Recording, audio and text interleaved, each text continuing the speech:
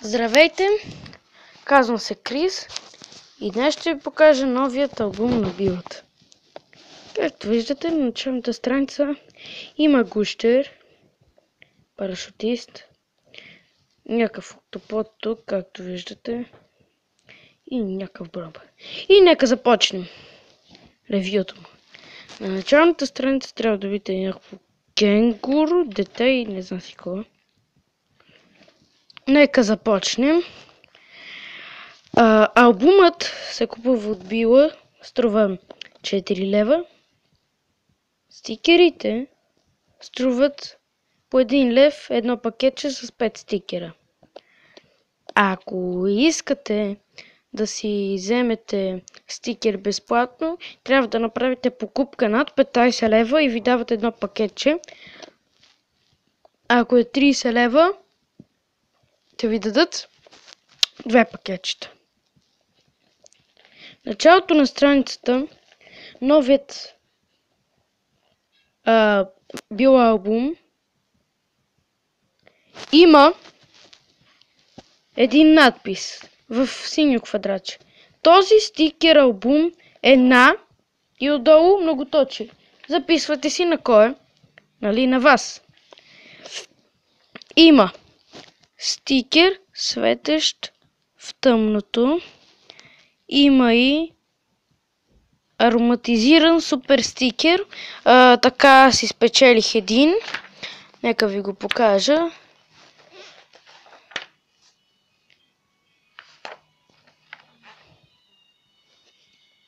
Чакайте малко.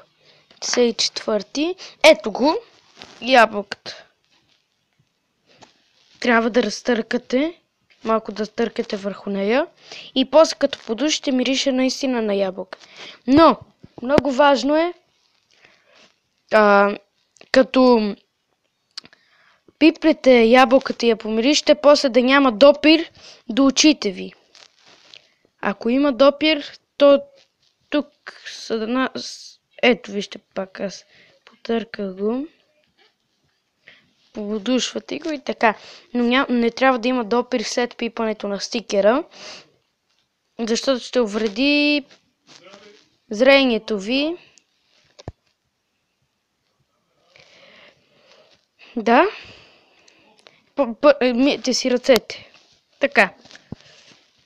Най-отзад на албумчето има, примерно ето тук, стикер 47, безпилотен самолет и тук скоба 1,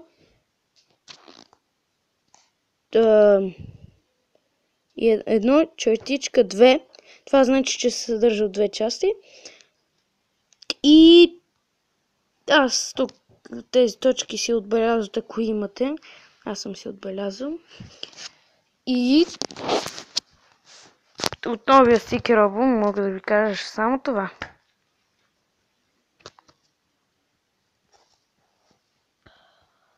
Също така забравих да ви кажа, че много лесно се късат страниците. Не е лесно, но просто